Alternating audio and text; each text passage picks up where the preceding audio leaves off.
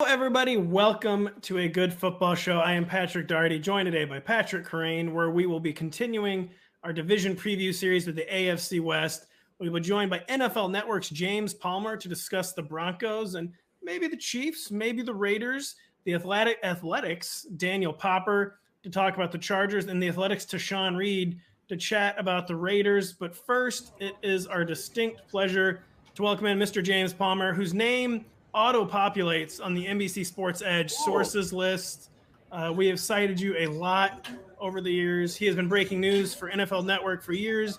He is based in Denver, but today you are in the Las Vegas airport, and I take it we're at Raiders practice. So anything stand out today at Raiders practice, James? Yeah, we almost had good to see you guys. We almost had a catastrophe in practice. So a pretty light workout, right? A little over an hour because they're leaving for Canton tomorrow after a walkthrough in the morning. So they're going a little light, and there's a special teams period that's going on. Hunter Renfro's back returning punts, and Renfro's returning a punt that's drifting more and more out of bounds, more and more, but he's staying with it. And he ends up catching it like 1.5 yards out of bounds. And at the same time, because he's going low to catch the ball, he literally takes the legs out of Davante Adams, who's just on the sideline, not paying attention, looking at another field. And I mean, takes out his legs, at his knees, could have been the worst thing in the world.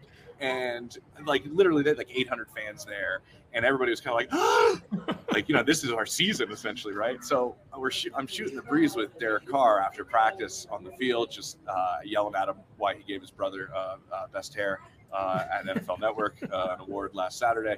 And I was like, what did you do when that play happened? And he was like, everything I've been through in the last 8 years, please don't do this to me. And he's like, that's what he literally said to me. He was like, no, please don't do this to me. And he knows that those two guys, and along with Waller, that's one of the best groups in all of football in terms of 3 pass catchers. And just seeing 2 of them collide during this half-speed walkthrough was probably something Josh McDaniels on tape is happy that nothing happened.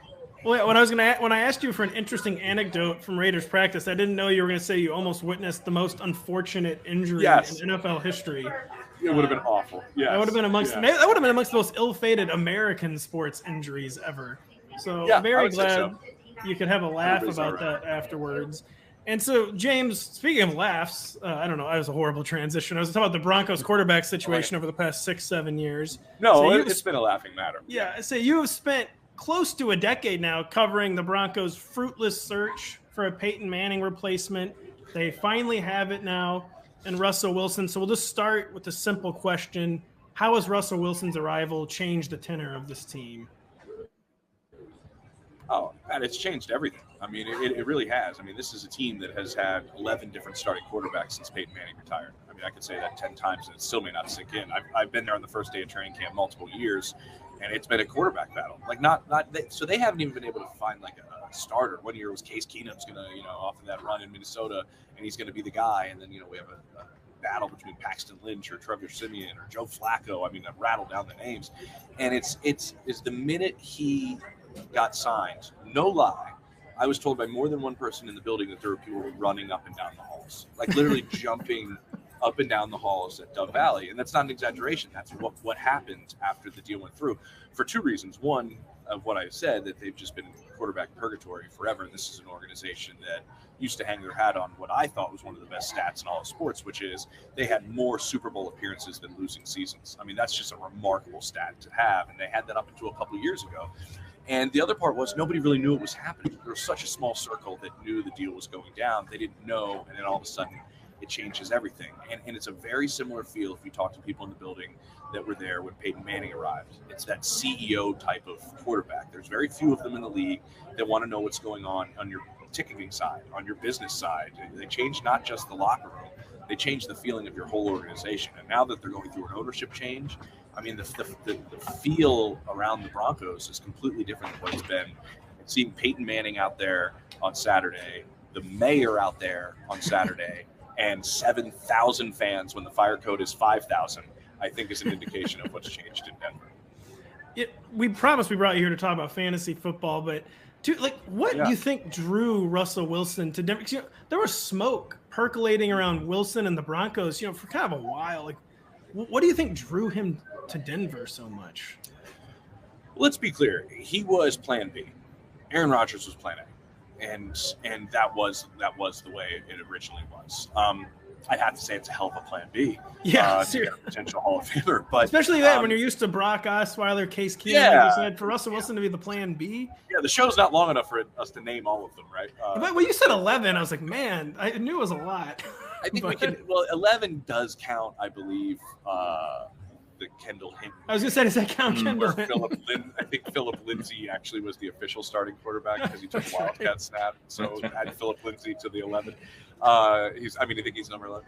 So, what drew him in really was, and I've talked to George Payton about this, and George has said it publicly, like he really liked the roster, and George really liked the roster. He wouldn't have given up what he did in terms of trades and capital to get Russell Wilson if he didn't think it would make them that the team couldn't win right away with that. If the team wasn't ready, the foundation wasn't put in place with the roster that he really liked, he wouldn't have made the trade.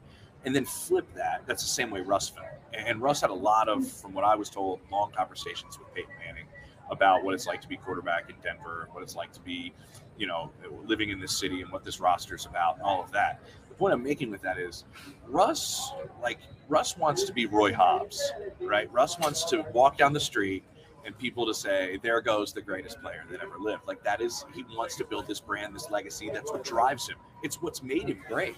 And so he wanted to go to the challenge of the AFC West. He wanted to go and face this in an organization that has had great quarterback play and be the next in line. The point is, none of that phases him in terms of pressure. He thinks if he wins in Denver, it'll add to his legacy. Well, this team has a number of receivers that fantasy managers are very excited about as well. It's a pretty strong roster, especially from the receiving core. I want to get your feelings on these Broncos receivers. There's kind of like easy narratives here with Courtland Sutton. Oh, Courtland Sutton's going to be in the DK Metcalf role. Jerry Jeudy's kind of more like the Tyler Lockett. But is that kind of a fair sort of comparison to put these guys in? It also ignores Tim Patrick, who may have a huge role in this offense. He's a big receiver, similar to Metcalf in that way. So how do you view this group? Yeah, Pat, I was thinking of like you guys having me on. I'm going like, I don't know if fantasy people are going to love this Broncos roster the way they're made up, right? Because like the idea is, I don't think they have a player. They have good weapons around Russ. I don't think any of them are DK Metcalf or Tyler Lockett. I think Courtland Sutton is going to have a really big year. I do, and I've been told that by multiple coaches in the building. Like, we really expect him to have a monster. And if you remember, with the quarterbacks that he's played with 2 years ago, before the knee injury happened early, if you remember that offseason, there was a lot of buzz. Like, this guy's about to be a superstar in the league. And he kind of looked like the next Courtland Sutton. Sorry to cut you off, James. He was just so physically dominant, like on the sideline, what he can do with his body. He really is. He's great in the air, and he's really developed a quick chemistry with Russ in the time they spent together. I honestly think the odd man out might be Jerry Jeudy. I think the chemistry that Russ has built with Tim Patrick is real.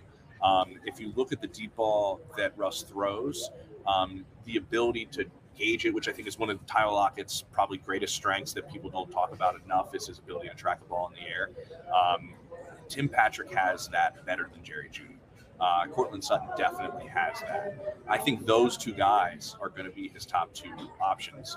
In the backfield, we can get to it, but that's going to be a whole wild story as well. But I think Courtland Sutton is going to be the one to prime for the biggest year. I don't see it out of Jerry Jeudy. Interesting. And by the way, I said the next Courtland Sutton. I meant the next DeAndre Hopkins. Courtland Sutton could be the next Courtland Sutton. It's a huge if true. Sure. Huge if true.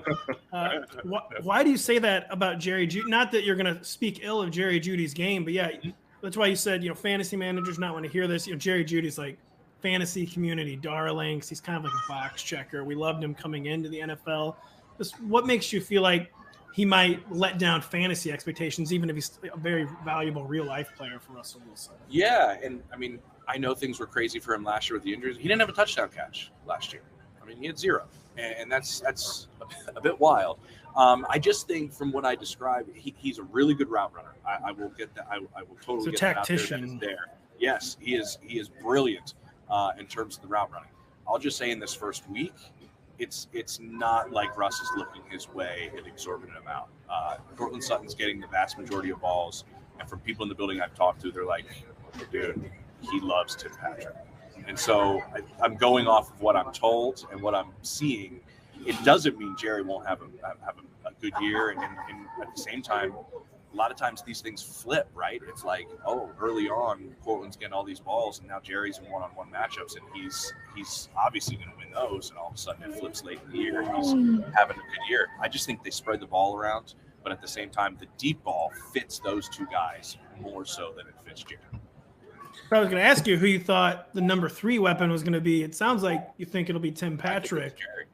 I think Jerry's going to be the 3. Wow. Well, yeah, that's right. The routes. Do you think that Judy will be kind of relegated to the slot and have Patrick and Sutton out there more into wide receiver sets, and so the playing time might also reflect that rather than just Russ's? That's a good point.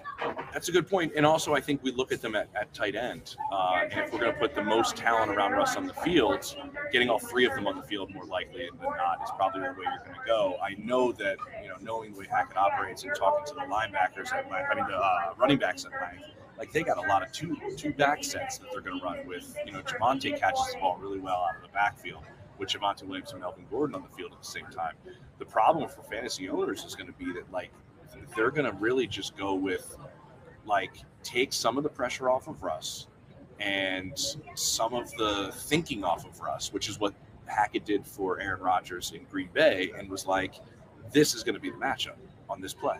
This will be the matchup on this play, and the ball's going to go everywhere. That probably doesn't make fantasy people super happy, but they kept Melvin Gordon for a reason. Inside the 5, he's still going to get pounded. He's still going to have a lot of carries in there. That's still where he's a great back, and that's why they brought him back. I just find them to. I just think tight end where I would stay away, and they're going to use all 3 guys on the field as much as they can. I just think where Russ's eyes early on have gone, it's been Cortland, Tim, and then Jerry. So if you think it's Cortland, Tim, and then Jerry, who would you call the number 4 weapon? Albert O, KJ Hamler. KJ Hamler came back today, and if anybody wants to watch an unbelievable press conference that I watched some of after I was done in Vegas about him contemplating suicide while he was out, and the mental struggles that he had. I was talking to Pat Surtain last Saturday, and Pat was like, his speed is no joke. Some guys take a few strides to get going, and Pat was like, there's a lot of fake 4.2s out there. KJ Hamler is not a fake 4.2. This is a real, legit 4.2, 2 steps and he's full speed. That's the other guy that, as Pat told me, that changes our whole group if that speed can get on the field. You said about the tight ends, that they're maybe kind of the odd man out here. Do you view that as a potential split role to some extent, or is there a chance that Alberto maybe is able to be out there for, kind of a near every down role with Dulcich kind of, coming on slowly as rookie tight ends tend to do? Or is he potentially making an impact right away? Yeah, James, Pat loves Dulcich, by the way. Listen, it's probably one of the better looks of any rookie in the league, right? The shorts, the socks, the mustache, the hair. I mean, I love all of it. Now, he's had a little bit of a slow go to start this because of I think it was a hamstring in OTAs or minicamp that he ended up having. So he's easing back in this early portion of camp. They really do like him, obviously. He's a very good athlete. This is a great opportunity for Alberto with Fant gone in the trade that brought Russell Wilson. But I will say, there are people in the building that were like, oh, they want Fant? Cool. Yeah, they can have Fant. That's fine with us. I think Fant wasn't really a willing blocker all that much for them, and that impacted the sign of what they want to do. Albert's a little bit more of a willing blocker. I think Dulcich has to show that he can get in there and get his nose dirty for them early in camp, and when they start having these preseason games, to have a little more faith in him getting some more snaps. Right now, it's Alberto, but it's funny. This Sovereign kid's gotten a lot of run from Russ. It's weird. So I'm not helping at all because they're using everybody, but they're running a new offense and trying to figure it out. I'm not sure, and it's early to figure out what they're going to do with the tight end. We know it's had a variety of roles in this offense. We've seen tight ends just crush out of this, and we've just running wide open. I don't know if that's going to be the case here. They'd like to see more out of Albert. I know that. This is a great opportunity. Pat, you want to ask James about the backfield? Yeah, so this is probably the thing we care about as much as anything here, is if Javonte Williams is going to get a chance to break out. And you said that Melvin Gordon, will definitely have a role around the goal line. We've seen like kind of conflicting reports at times about how much this is Williams' job. How do you see this? Is it kind of the same thing as last year? I mean, they did take a while to bring back Melvin Gordon, which people who wanted it to be Javonte Williams' backfield read as good for Javonte Williams, but maybe that doesn't mean anything. But could there be a change here with the different coaching staff? I know, right? I don't think it's going to be last year. Last year was insane, right? They both had 203 carries. Like, what are the chances of it being completely split? I think it was like 908 to like 919 or something. Or it was seriously like true 50-50. Yeah. There was no 1A, 1B. It was 50-50. This is a 1A, 1B now.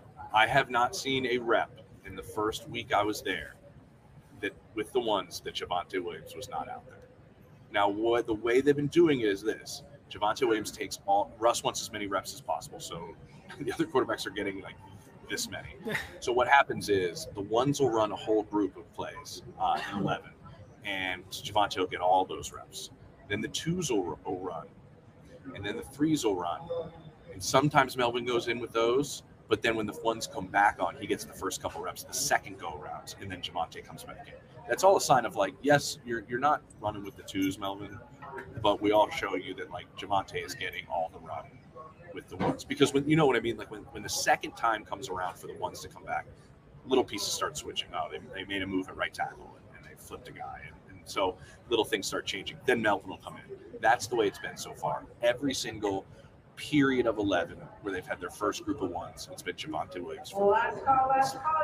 I would say it is his backfield with the complement of Melvin. Well, James, you got off to a bad start with the Broncos when you said Jerry Jeudy might not be the number 1 or even the number 2. You closed there with a really strong finish with the Javonte, which is tough. Fantasy managers are always speaking ill of Melvin Gordon, who's a very good player. They just really well last year. Yeah, they just really like Javonte Williams. But excellent stuff in the Broncos. We're going to do some Chiefs rapid fire real quick if you have some time for that. Yeah, let's do it. Chiefs, just a really, really fascinating situation.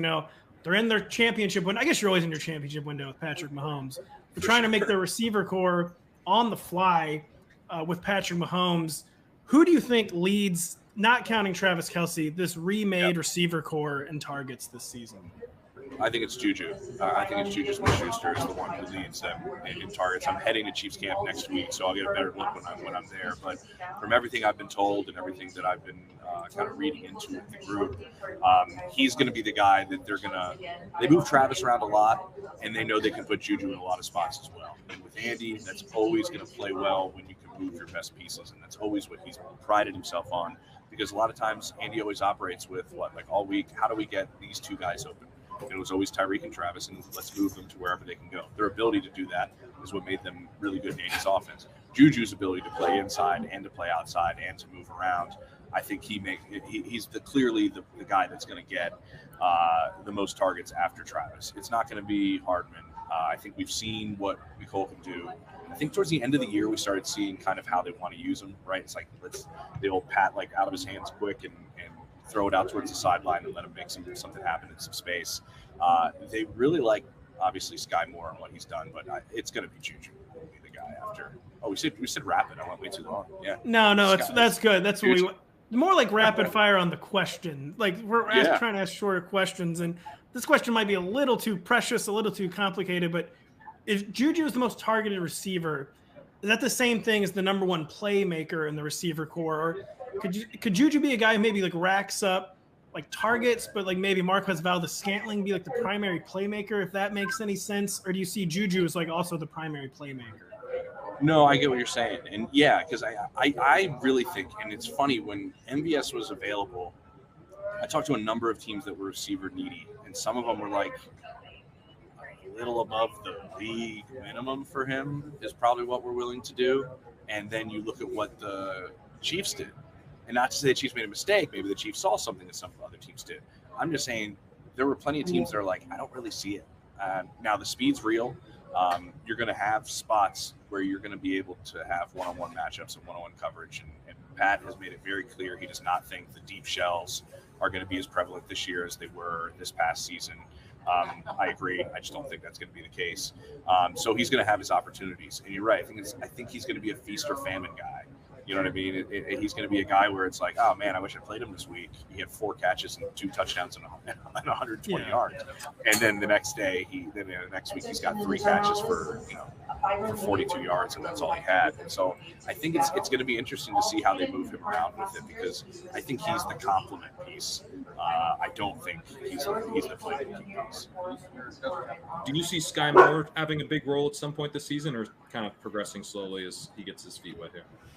I think he's going to have a decent role. I really do, because I know Pat likes him early on. I know he came in as one of the more polished guys in terms of what they can do. And Andy looks at your route running immediately. And that was why, remember with Tyreek and they eased him in, just be kind of a returner his rookie year. And then, McCole, they kind of eased in and still had some, route and concept issues. Those aren't there for Sky Moore at all. So if you show it early, Andy will start building stuff for you. I think it's just going to be a very interesting offense, because Pat has said multiple times, we're going to be completely different. But are they going to still be successful? Totally. I just think it's going to be a little bit of a figuring out period that nobody wants to see happen, or nobody's going to give them the luxury to have. But I think that's going to be a realistic aspect of the offense. Who do you think ends up leading the backfield in carries? That's going to be a wild one. Well, first off, Andy doesn't really run the ball anyways, so that's really non-existent. In the first place. No, I mean, it's funny. They loved McKinnon down the stretch. I mean, they really did last year. They really did. And I think there's been this thing of we see these flashes in Clyde Edwards-Helaire, and then they go away, and then he gets banged up, and then it hasn't worked the way they thought it was going to work. And I don't know if Andy is going, all right, I'm going to move on a little bit. And I think that might be a thought in his mind. I just don't see them running the ball. I know there's plenty of guys on the offensive line that would love to run the ball. I just don't see Andy really doing it. Now, when I'm there with Steve Mariucci, and Mooch trying to tell him run the ball, and Andy will say yes, and Andy will say yes. And then he still won't run the ball. But to answer your question, I don't think really we know yet. And Andy's, I think, giving Clyde one more kind of camp to be like, show me, man. I want to see it. And he's one to not stick with something if he's not seeing it. In terms of the passing downs, who do you think leads the backfield, which is maybe the more important question? Yeah, good point.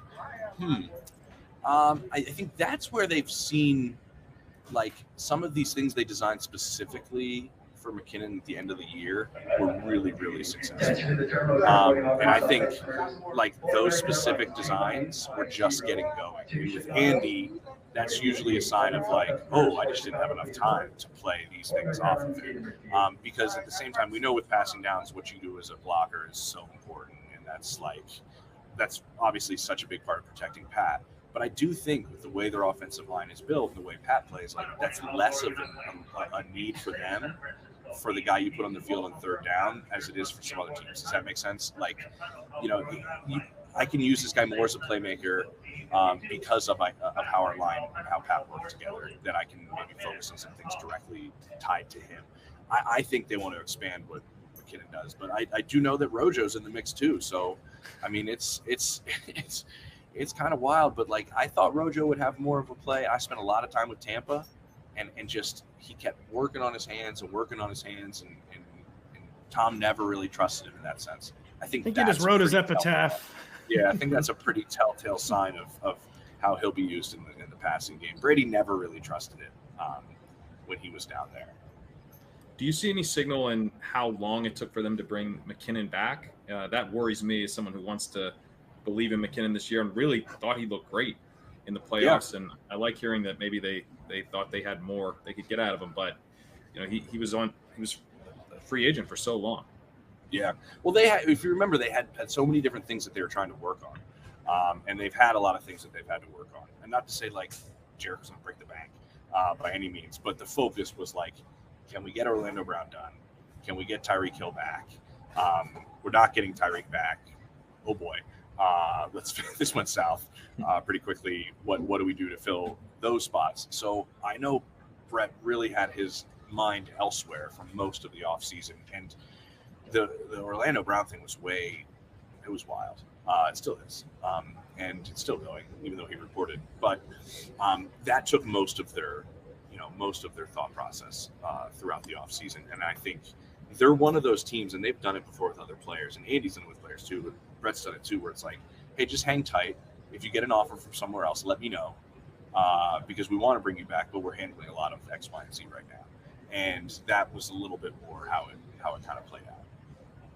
Well, James, thank you so much. Excellent stuff. Even if it wasn't always what fantasy managers wanted to hear, I think we're going to spend most of the week recuperating. You don't want the truth? You don't want facts? We're going to be recuperating from the Jerry Jeudy news all week, I think.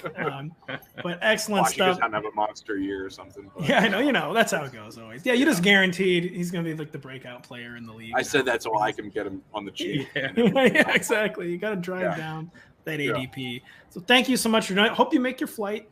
And just really, really awesome stuff. Thank you so much for joining us, James. Before we get out of here. Yeah, get those slots. No, I did. I'm not doing that. I signed all the paperwork, NFL, I promise. Well, thank you so much, James. We'll hope to do it again some other time. For sure, guys. Take it easy. See ya. Thanks, that James. was NFL Network's James Palmer. We will be right back after this with the Athletics' Daniel Popper, who has been waiting patiently. Prep for your draft with the latest player rankings, projections, and more in the NBC Sports Edge Fantasy Football Draft Guide. It's powered by RotoWorld, the premier source for player news and fantasy information. Take advantage of our preseason special and get the draft guide for $5 and use promo code DRAFTGUIDE at checkout on NBCSportsEdge.com/draft guide. It is now our pleasure to welcome in the Athletics' Daniel Popper for some Chargers talk. Daniel, stop me if you've heard this before, but this is an extremely talented Chargers team. Many in the national media are forecasting to make a deep playoff run. Does anything feel different at Chargers camp this year? I'll be honest, it does feel different. And I am like the biggest cynic. Like every year, this is my fourth season covering the Chargers, and every year everyone says the same thing, that this team is ready to take the jump and make a deep playoff run. And I'm like, well, wait a second. Have you looked at their safety depth? Have you looked at their corner depth? Have you looked at their offensive line depth? All these things that, the average fan doesn't think about, but ends up being really important come week 13 when you're down three corners and going up against Patrick Mahomes and the Chiefs. This year, I only see one roster hole. Like, I honestly only see one roster hole, and that's at right tackle. Everywhere else, they have starting line talent. They have the depth. Right tackle is the only place that they decided not to address this offseason for various reasons, and they're trying to rely on player development. And they got two guys battling right now in Storm Norton and Trey Pipkins. Storm Norton, a former XFL player. Trey Pipkins was a 2019 third-round pick out of a Division II school, Sioux Falls, and they're battling right now. But the beauty of it is they don't really need elite play from that spot, because they have four other really, really, really good offensive linemen. They're hoping that'll lift everything. So no, I don't really have any doubts that this team is ready to make a playoff run. And I think it's going to happen this year. Like you said, one of these years we're going to be right. Yeah, exactly. One of these years it's going to be the year. And like you said, it definitely feels like the year when you look at the roster, which is not many holes. And that includes at receiver, where the dynamic is actually kind of unchanged. There was questions about that with Mike Williams as a free agent. He's back on a 3-year, $60 million deal. Keenan Allen's at the point of his career where there's sometimes whispers, is Keenan Allen getting older? Is he losing a step? But how do you see the dynamic between Keenan Allen and Mike? Mike Williams is going to be 28, I think, this year. Just how do you see the dynamic at the top two at receiver playing out? Is it the same as last year? Allen's kind of the targets hog. Williams, kind of the playmaking downfield number two, or do you see anything different between Mike Williams and Keenan Allen this year? Yeah, it worked pretty well last year, so I don't think there are going to be any sweeping changes. And the two players complement each other very, very well in terms of how they play. Keenan Allen is exceptional in the short area of the field. He's an exceptional route runner. He's a possession receiver. He's going to get a lot of targets on third down in the red zone and operate in that short area of the field where he's been one of the best in the game out of the slot for a long, long time. And Mike is going to be Mike. He's going to be making plays down the field. He's going to be, an advantage receiver in certain situations. So, one of the big things with Mike last year was they would call run plays out of the huddle with an advantage call on it, an advantage tag, they call it, so that if Justin Herbert gets to the line of scrimmage and sees Mike Williams one-on-one, they can go to Mike if Justin wants to make that adjustment at the line of scrimmage. And that's why you saw a lot of smoke routes to Mike Williams, a lot of slant routes, things that he wasn't really doing under the previous regime. And that's going to be his role in this offense. I don't really see it changing much at all, just because it worked so well last year. And I'm sure we'll get into it. The real variable in the offense with the receiving group is what it's going to look like at the third wide receiver option. Well, I wanted to ask you about the third wide receiver because spoiler alert. In fantasy circles, there's some excitement for Josh Palmer. That excitement was only increased when you said last week that you expected Palmer to distance himself as the clear third wide receiver during camp. You're moving ADP, Daniel. Like literally. What kind of usage do you think that might translate to? So I love this because I will write these training camp reports and I'll write something. I'll be like, what are the fantasy people going to say? We're going to seize on it. You just know that. We're going to seize on it one way or another. Like everything I write out of here. So I'm like trying to every time I write it, I'm trying to make sure that it's not going to send fantasy people over the edge. It doesn't matter. You can write the most cautious report ever. It could be like in diplomatic cable language and we would still find a way to freak out. But I'm so aware of it because back in 2020, there was 1 week where I said that Troy Pope was going to get like a bunch of looks because they were down a bunch of running backs and he literally played 0 offensive snaps and the entire fantasy world came descending upon me. So now I make sure that I couch everything I say. I'm not making any, any like extreme predictions here. But in terms of the usage, like they're really excited about Josh Palmer and rightfully so. He does a lot of things that fit well in this Joe Lombardi Saints inspired offensive scheme. He's got excellent route running. He's got excellent hands. He can play outside. He can play inside. He can make catches in traffic. He can run after the catch. He's super physical at the point of the catch. So a lot of things that translate well. And he's looked awesome out here so far. He had an outstanding catch today in the red zone off play action. He is the guy that stays after practice every single day to work on his game and also to develop a rapport with Justin Herbert. And Justin certainly trusts him a lot. The issue is if you want to attack the deep part of the field, what are your options? Mike Williams is great in the deep part of the field, but he's not necessarily a burner. He doesn't really stress you out from a speed perspective. So, if they want to attack the deep part of the field and have multiple players who can access that part of the field, they have to bring Jalen Guyton on. Josh Palmer can get there, but that's not really his strong point. So it's going to be like last year in the sense that, it's going to depend on what they want to do in certain situations. If they want to, try and test the defense deep, they're going to bring Jalen Guyton on, but they're certainly super excited about Josh Palmer. And the thing I'll add about Josh Palmer, he turned a corner last year in week 15 against the Giants, and Keenan Allen was out that game because of COVID, and Josh Palmer was inserted directly into the Keenan Allen role, and he played really, really well. He had 66 yards and a touchdown. From that point on, I think like 80% of his production came in those final 4 weeks of the season. So that was for the team, that was eye-opening because they're saying, okay, Josh Palmer is taking this next step forward, and they're hoping that'll translate, into 2022. So no, I won't put any hard numbers on usage because I know that would send the fantasy world crazy. But no, come on, say it. We're not writing it down. All right.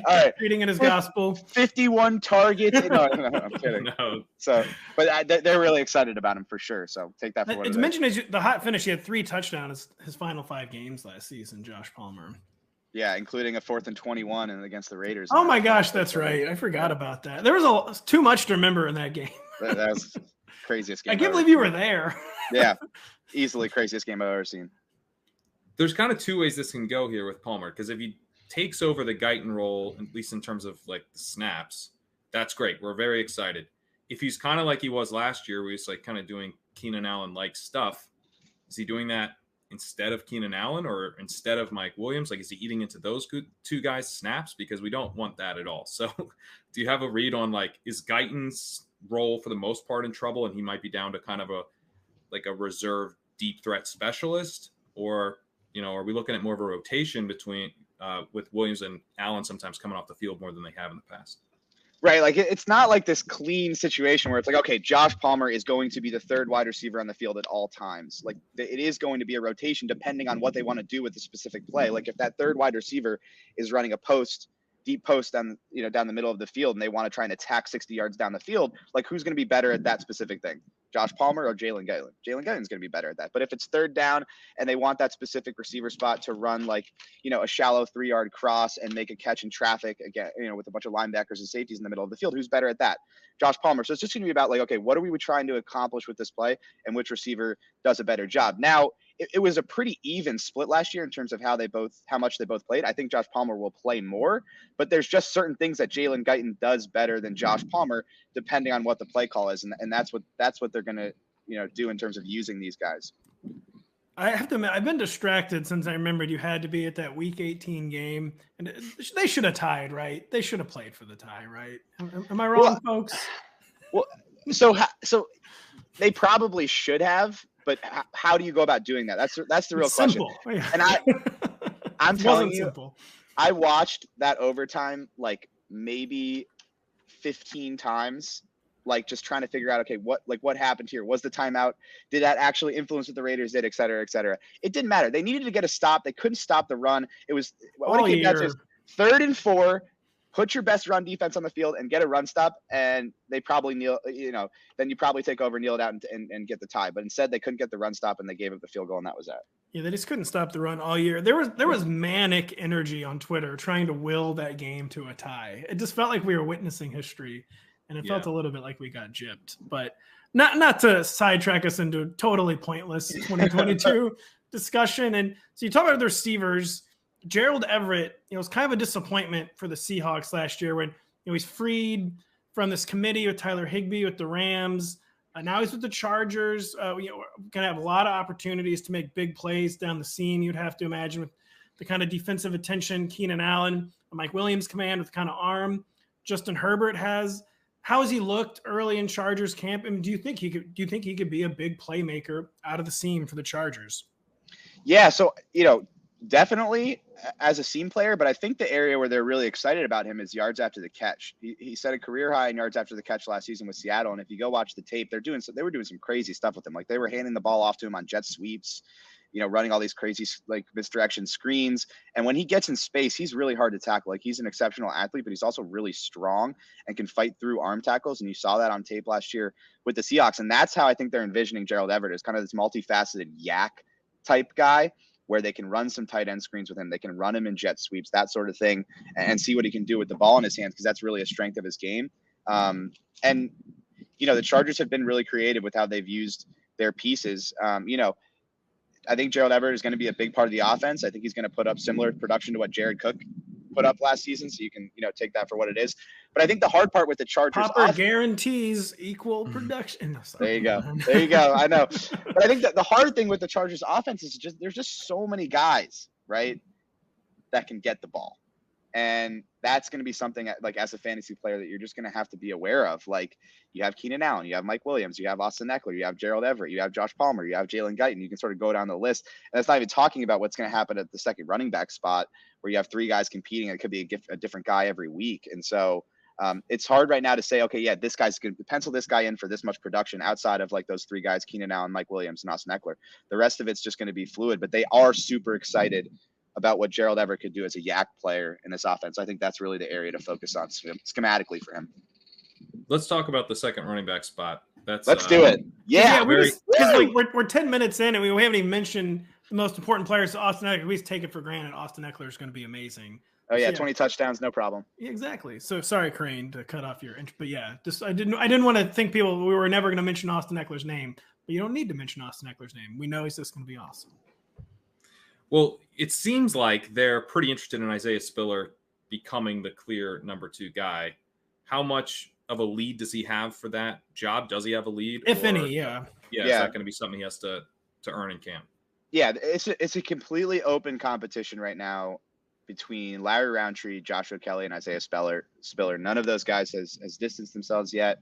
It's early. Today's the first day in pads, so we got a long way to go to see how these guys actually play in terms of fighting through contact and things like that. The preseason games are going to be really important, but all of these guys are going to get a fair shake.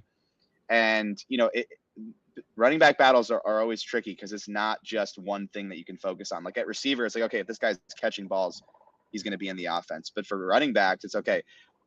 How are you running the football? How are you dealing with contact? How's your route running? How are your hands? What do you like in pass protection on third downs? Then even further, what can you bring to us as a special teams player, whether that's, blocking for punts, whether that's, playing gunner, whether that's kick coverage, any of those things, even as a kick returner, some running back. So it's very layered in terms of who's going to win out. And, the guy that ends up being that second running back is going to have to be a factor on special teams as well. So right now it's fully open. Those three guys are deadlocked. I don't think any of them has really taken a step forward. And we'll see how it goes through the rest of training camp. I mentioned Austin Eckler, that we didn't need to talk about him, but do you think there's anything they want to change with Austin Eckler's role? Guy who has had some bad injury luck. He only missed one game last year. Do you think there's anything they want to change with Austin Eckler's role, or is this just Austin Eckler, no questions asked, basically? Yeah, I think in terms of how he's used, from a schematic standpoint, you just run it back, right? I mean, he was exceptional last season. Like he scored 20 touchdowns. Like it's hard to wrap your mind around where he came from, undrafted player, wasn't going to make the team, and rushes for 50 yards in a fourth preseason game, makes the roster as a special teams player, and now he's a top 3, top 4 running back in the NFL. Top 5 fantasy pick. That's the only thing that matters, Daniel. Right. So I think the one thing that they have to keep an eye on is just how many snaps he's playing, because he set a career high in snaps by like a wide margin last year. And towards the end of last season, Austin was like, listen, I've lost, like when we talked to him after the season, he's like, I lost 11 pounds, playing this year. I'm the lightest I've ever been at the end of a season. Like, and there were times last year, towards the end of last year, where he was begging for one of these guys to step up and help spell him. And so, is he going to play 75% of the snaps again, or whatever he playing was around that, like 70-something% of the snaps? They can't afford that, because he's not going to be the same back, for the playoffs, which is where they want to be, as he is early in the season. So the only thing that would change is they're really hoping Isaiah Spiller wins this job and can come through as like a legitimate number 2 back behind him, and Austin can play more like 60% of the snaps instead of like the outrageous number that he played last year at his size. Would it be possible that any of those snaps that are getting taken off his plate would come around the goal line? Because the big thing last year was that he finally got the goal line usage. And from fantasy last year, it was the big question was like, is he finally going to get used around the goal line? Because if he does, he's going to smash. He did. He smashed. But, it would make some sense. He's a smaller guy, to use Spiller a little bit around the goal line, slamming him up the middle, some touches that might be a little bit harder on the body. So is that a possibility here, or is he going to still have that role as the most talented back? Yeah, it's a good question. No goal line work yet here at training camp, so I can't say that I have like any like read on it based on what's happening on the practice field. The other 3 guys are bigger than him, right? Isaiah Spiller, they drafted him because he runs north-south and has a physical style. So potentially, but if I've learned one thing about Austin Eckler covering him over these 4 seasons, like the guy has a nose for the end zone. And you can't teach that. Like some guys just know how to get into the end zone, and he obviously has a knack for it. So if that guy's really, really good at it, why wouldn't you just put the ball in his hands? Like the thing that frustrated me with Anthony Lynn was like they wanted like a goal line specialist. And I'm like, well, you got this guy, like he might be 5'9", 200, but he knows how to get into the end zone. Just give him the freaking football. And I think the Chargers realized that last year. So, if my gut says right now that, why wouldn't you give him the ball? If he knows how to get in the end zone. But, we'll see how things shake out over the rest of training camp and in the preseason games.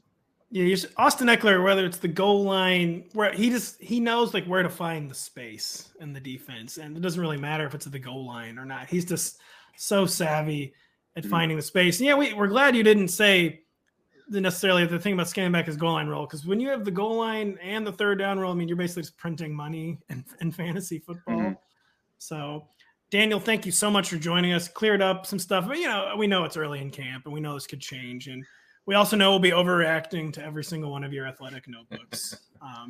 So don't even try. Just write the way you want to write it, because you can make it the safest possible thing ever, and we will still blow it up. So well, I know it's every time I write it, it's just like the first 6 notifications I get are different fantasy accounts, like taking screenshots of certain things, and I was like, man, I did not mean it that way, but you know what?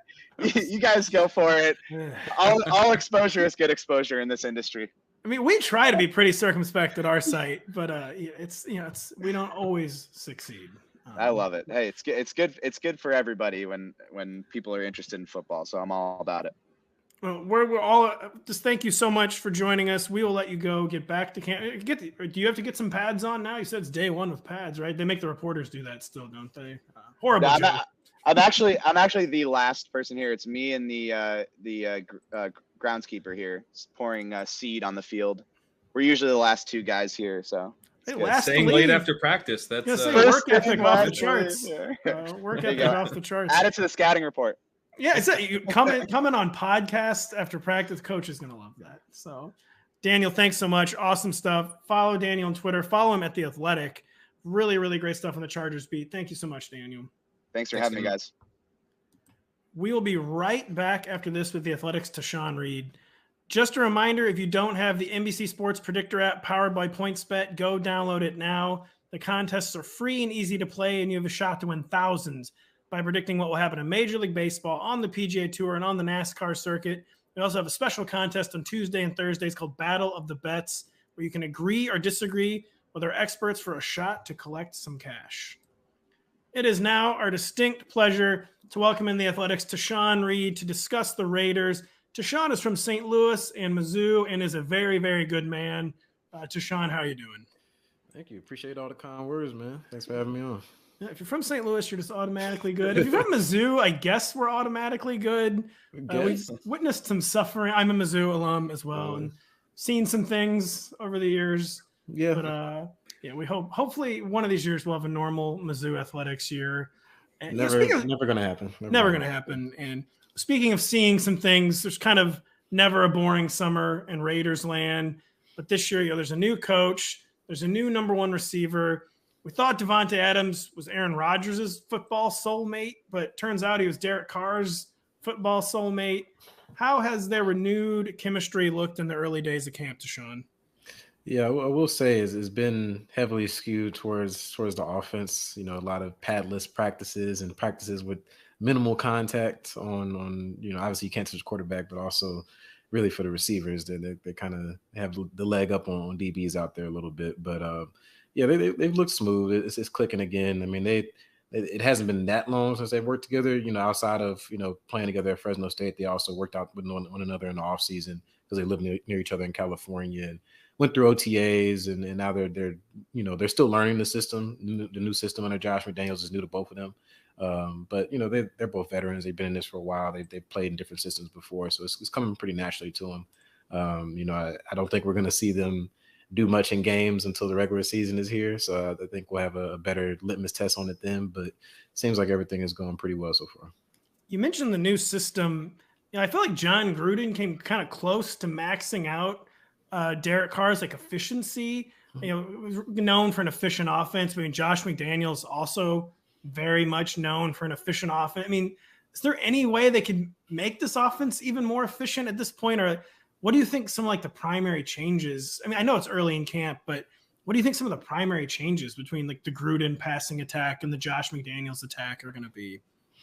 Yeah, I don't know that it's going to look all that more different, from John Gruden did. And just in terms of the structure of their offense, they have a lot of similar principles in terms of they both are guys that liked having a lot of running backs. They have fullbacks on the roster, which obviously isn't a normal thing now anymore, considering how the league is made up. They run a lot of 2 and 3 tight end sets, so there's going to be a lot of stuff that's kind of familiar, and I think that's helped with Derek Carr in particular, picking things up quickly. Josh McDaniels has praised him for how quickly he's done it.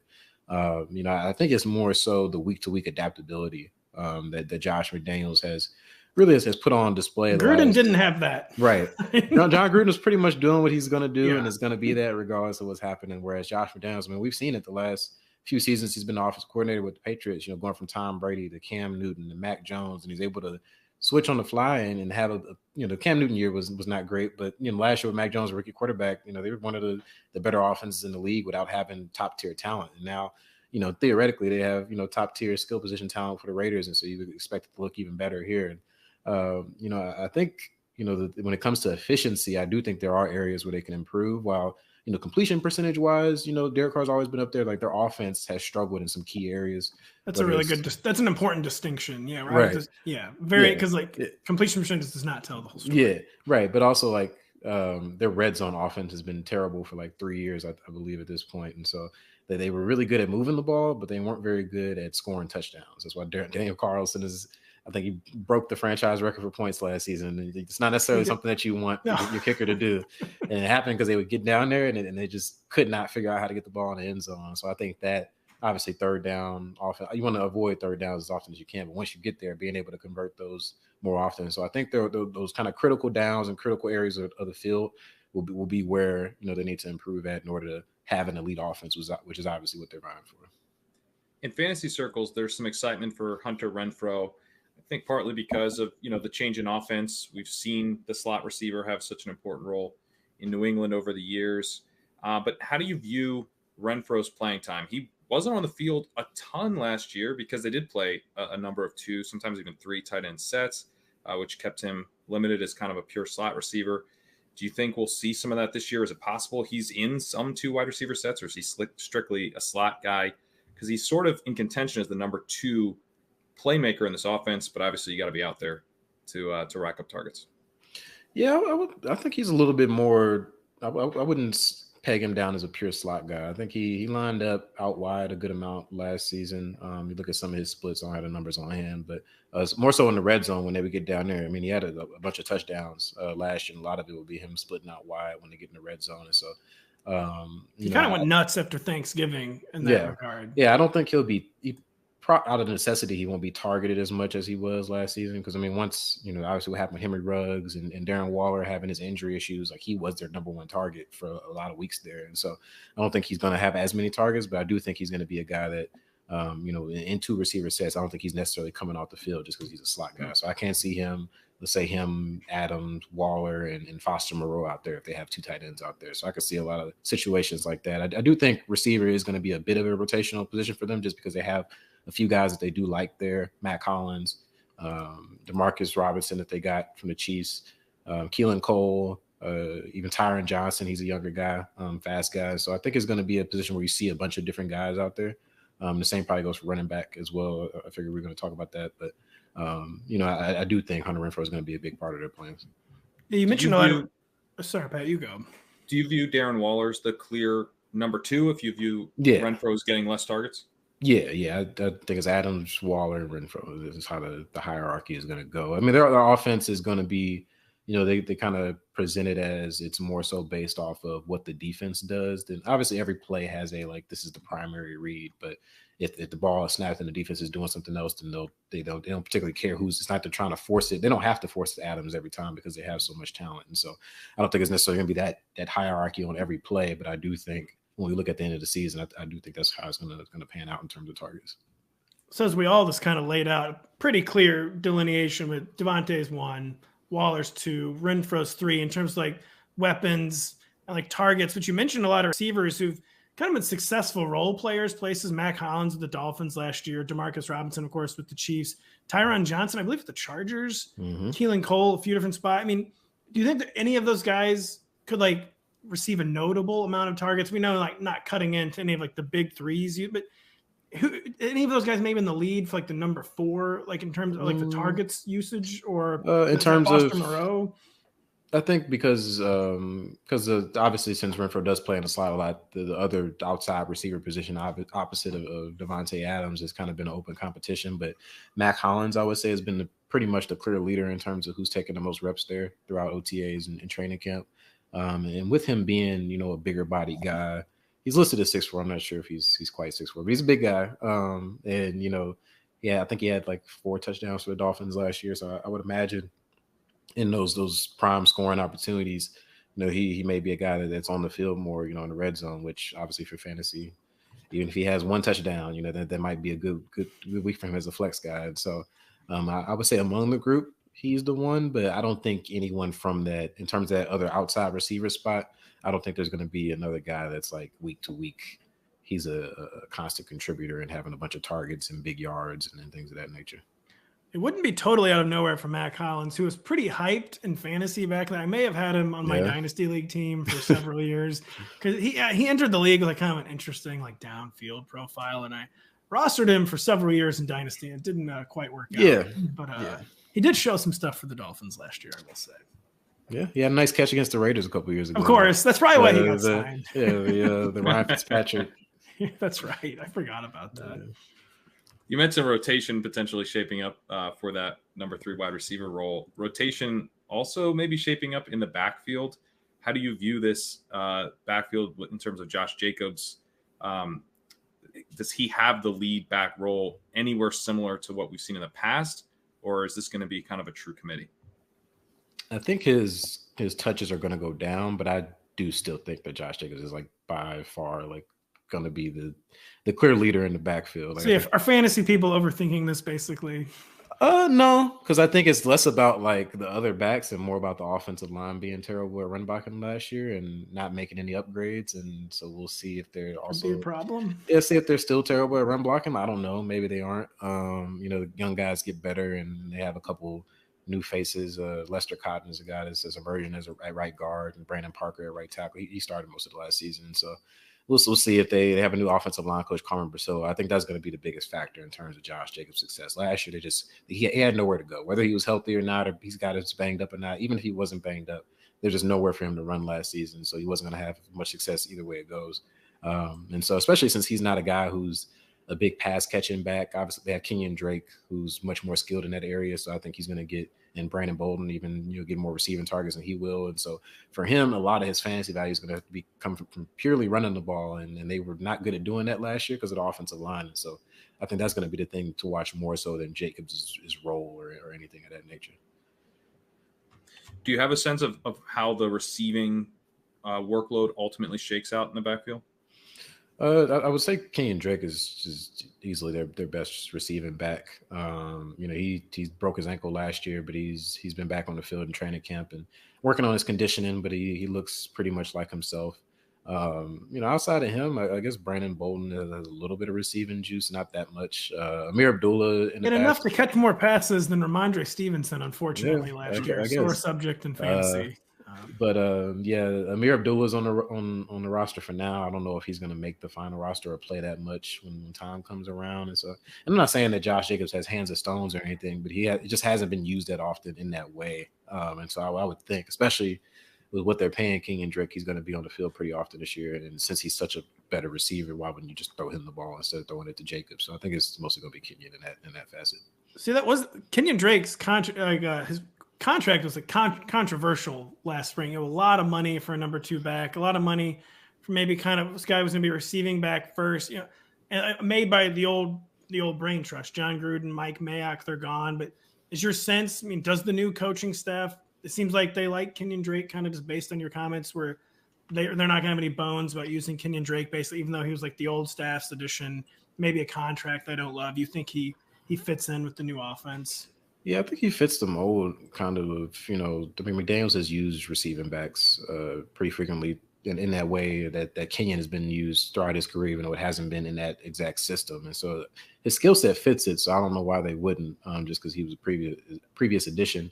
Another thing is, they drafted Zamir White this year, but he's a guy who's been banged up. He's missed a lot of practices and OTAs and training camp. He's back out there now. But I have a feeling that, especially with Jacobs and Kenyon going into their final year, why not just run those guys a lot? And then your rookie guy, save him for the future. And then if you think he can be your bell cow next year, just do it then. Why use him now when you're paying 2 guys probably a total of $12 million or something like that? So I think it's going to be mostly those 2 when it comes to the touches out of the backfield. You mentioned the offensive line as being a problem for the run game and then not a ton changing. They weren't great in pass blocking either. How big of an issue do you see that being this year? Could it be something, maybe it doesn't completely hold back the passing offense, but does it affect the types of passing plays that we see, less downfield shots or anything like that? Or, you think they'll kind of just do what they plan to do? Last year, like you said, it was a pretty big issue, and Derek Carr was still pushing the ball down the field pretty often. He was up there in terms of, whether you look at 20-plus air yards or whatever metric you want to look, he's probably in the top 5, top 10 amongst those guys. And that changed more so based off of receiving personnel after the Ruggs incident than anything with the offensive line. And so while they don't have I'd say Tyron Johnson is the closest thing they have to a pure burner. He hasn't put it all together as a receiver, but Davante Adams, he can win those 50-50 balls. Darren Waller can do the same thing. So they have guys, Mac Hollins at times in those situations. And so I don't think they're going to isolate themselves to a specific part of the field due to the offensive line being a certain caliber, but it's definitely going to have an impact if it's the same quality offensive line as last year. It's going to be an issue. McDaniel's system, it does have a bunch of, option routes and route conversions and things of that nature where guys work underneath, especially out of the slot, as we've seen with Wes Welker or Julian Edelman. And so Hunter Renfrow, maybe he becomes, more of a target, or even, Darren Waller runs those routes a lot. And we've seen Davante Adams as well. So their guys can do multiple things. And so I think that's what will help them if they're really struggling bad one week, which may be the case because AFC West, as we see, particularly the Chargers. It's a tough division. Yeah, they have a bunch of good pass rushers in this deal, including the ones that the Raiders have. But, they're going to be going against some tough guys. And so if they're struggling one week, they do have some variance offensively where they don't have to just throw deep or just throw intermediate or just throw short. They can kind of mix it up and kind of vary depending on how the flow of the game is going. But I would say offensive line is the most important thing to watch for them as they approach the season, because it's really going to, for me, I think they can still have a good offense if the offensive line struggles, but I don't think they can reach that elite tier, which is what you expect when you're paying the price that they're paying to some of these spots. Tashan, your job as a beat writer takes you all over the country, and I would just be remiss if I didn't ask, when you're out and about, do you defend Emos or do you give in to Emos criticism? Emos being the most famous St. Louis style pizza, for those unfamiliar. I'm definitely an Emos defender for sure. Like I think what throws people off is the Provel. So I guess like a lot of cheese places don't use pizza places don't use that cheese, and so like we created a fake cheese. Yeah, they're like, oh, what is this? And so I think it's more about that than thin crust, because I feel like a lot of people like thin crust pizza, so that has to be what the kicker is, right? And so I think it's just they're not used to it. They're hating. I think it's like I went to Chicago and like I hate the deep dish pizza. It's like it's not very pizza. Practical. Yeah, it's not. So pizza. I'm not saying like I love Emos. I'm not saying it's the best pizza in the world, but I don't give people that kind of bag on it a little bit, especially when people out here when they talk about like the stuff they like In-N-Out. I don't get why people like such terrible food places like that and bag on Emos. So anyway, I will say I like In-N-Out, but I love those fries are terrible. That's not the fries are bad. That's like it is. It does almost sink the entire endeavor. Yeah, those are fake. They're bad. It's processed food, obviously, but those are like I don't even believe those potatoes. They're very bad. I'm glad to hear you're trying to fight the Emos guy. I've been very proud of Jason Tatum. He always defends Emos. He makes Emos commercials, making St. Louis proud. I don't know. Sorry to end the interview on such a silly note. Really, really great stuff on the Raiders, and very interesting camp. Just a lot of moving parts. Like you said, there's crazy divisions. I feel like a team there would probably be more optimism for. Not that there's not optimism, but I feel like there'd be more optimism for the Raiders if they were in like any other division. Yeah, you can be pretty good. Like you can be a 10-win team in this division and maybe not make the playoffs. Which I mean was pretty much the case for them last year. I mean, they came down to the wire in that game against the Chargers. The Chargers 9-8 or something of that nature. And so Chargers were probably a playoff caliber team last season. They just didn't make it because of margins. And I think that's how it's going to go even more competitive this year with this division, And so, the Raiders, like you said, maybe if they were in NFC West or the NFC East or something like that, they'd be a shoe-in for the playoffs. 13 wins. But they're not. So we'll see how this goes. Well, Tashan, thank you so much for joining us. Check out his stuff. Tashan, what is your Twitter handle again, by the way? It's just my name, @Tashan Reed, TASHANREED. So awesome on Twitter. We cite you a ton at the site. Hopefully in the correct context. We were talking about the Daniel Popper. It can be context occasionally gets lost in fantasy just sports. A little bit. That's why I try not to tweet out too much stuff. I just put it in story form so that people can like see all the context. So that they can screenshot one sentence. And I guess that happens too. So I'm screwed either way. But awesome stuff on Twitter. Really awesome stuff on The Athletic. Get a subscription if you don't have one already. And hope you have a good camp. Hope you have an interesting season. Thank you so much for joining us, Tashan. Cool. Appreciate y'all having me. Have a good Thanks, Tashan. We had some awesome guests today, Kerrane, didn't we? We almost had another guest as you. I know. I just added our producer to the feed on accident, so it could have been our first 4 guest show of the division preview. So do you have any parting thoughts on this division? Anything we didn't touch on with the Chiefs, maybe, or are we good to go? Should we just take a dub? Should we take a W and get out of here at 63 minutes? Or any parting thoughts on the Kansas City Chiefs, Patrick Kerrane? Well, I had to Google Emos. I'd like it to be known. I don't know what this pizza is. Sitting here in New York, it is not cracked the New York market. Can't be very good. Although I guess it's a high bar to crack the New York market in terms of pizza. St. Louis style pizza, it's spreading around the land, for better or worse. It is spreading. I've seen it many more places. A lot of people talk like they've quite literally never had a worse food. And for me, unfortunately, quite literally, Emo's is my favorite food. Not to take people too far behind the curtain, but I had a little stomach bug last week. And when I was finally able to eat again, the first meal I had was Emo's. If you want to know how I feel about St. Louis style pizza and Emo's. So that's what I had to have. Yeah, it's what I had to have when I could finally keep food down. Spoiler alert. Because I mean, that's both like real commitment to that, that type of pizza, I suppose. Or, I mean, it's also dangerous, right? Because you don't know for sure. Yeah, you don't want to trifle with it. No, don't worry. I experiment a few other things for some oatmeal, banana. I mean, you might get that subconscious link. I don't care if I ever eat another banana. I mean, who cares? Well, let me ask you on the Chiefs. We didn't talk about Pacheco, the rookie, 7th round rookie. There are reports he's getting reps with the ones. Are you buying any of that? Is like him mixing in? Because this is a backfield where like we probably already have 3 guys that might get playing time. Derek Gore, I think, is actually pretty good. Kind of the last thing we need is Isaiah Pacheco mixing in and having a role here. This is the classic with the Pacheco stuff where this is my 11th or 12th season now at NBC Sports Roto World, and it does strike me as a little bit of an early camp report. As Daniel was saying, like the pads are literally just now coming on. And it's the kind of thing when someone like Isaiah Pacheco like generates hype early in camp, like you don't ignore it. But it's the kind of thing like, okay, put that name on the list. Let's see if I hear that name again next week. I'm not breaking any ground, this analysis, but it's the kind of thing where you basically have no reaction now. But if the report, if he's like capable of like holding the reporter's attention, 4 or 5 days from now, still, like especially in a preseason game, that's when like you don't want to overreact, of course. But then like if something does become a theme, it's just as bad to underreact to it, to be cynical, like, oh, it's just camp, like this guy is making plays in t-shirts and shorts. And it's just like a classic. You got to wait for more information.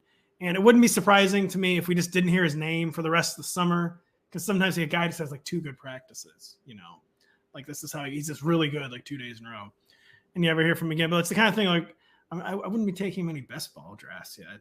I mean, I guess maybe there's an edge in doing that, but it's kind of like just patterns are very, very important in training camp. Like I was saying, like right. Patterns are important. And see if you can hold people's attention for more than like 5 days, basically. I have been waiting to see if Ronald Jones will fall to me in the late 12th round instead of taking him in the early 11th in those situations. So, that's how I'm playing it right now. But he hasn't yet, but I expect that he will if we hear the Pacheco drumbeat continuing. I will say, too, it is a backfield. Like another thing, I mean, again, this isn't like when you observe this for 11 or 12 years, this is certainly a backfield like ripe for disruption. Like, even though we kind of like some individual pieces in this backfield, we like things about CEH's game still. We like certain things about CEH. We like certain things about Rojo. We like certain things about Jarek. The thing I like about CEH is where he lives. Yeah. we like certain things about Jarek McKinnon, but at the end of the day, none of them are like amazing players. And they're like, there's a reason they're kind of all in the situation they're in. Like Rojo, kind of like getting a second chance. Jarek McKinnon, as you said, like getting signed really late. Like there's a reason for that. There's a reason CH is facing competition from guys he probably shouldn't be facing competition from, So it is a backfield where the coaches are probably willing to be wowed by like an Isaiah Pacheco type. And it's definitely not like some impossibility. Like a 7th rounder could come in and shake up this backfield, because there's a reason like the Chiefs are in this situation, like why we're talking about Jarek McKinnon still somehow. So like definitely don't be closed off to the possibility to just because we weren't talking about him at all this summer. Like this is a backfield where that would be like a very real possibility. I feel like someone coming in and disrupting it. Yeah, that makes a lot of sense. And it makes a lot of sense to end this show now, Pat. Well, we had a great show. Thank you so much to NFL Network's James Palmer, to the Athletics' Daniel Popper, and the Athletics' Tashan Reed. The New York Times. They need to start saying they work for the New York Times. They've been purchased by the New York Times. We love the Athletic, but just lead with the New York Times. You work for the New York Times now, folks. I think the Athletic carries more weight in our circles. It does. It definitely does. But yeah, really, really great stuff from all 3 of our guests. We appreciate them so much dropping by. We appreciate you so much listening. I'll be back with Denny Carter. We'll all be back later in the week. For Patrick Kerrane, I'm Patrick Daugherty. We'll catch you later.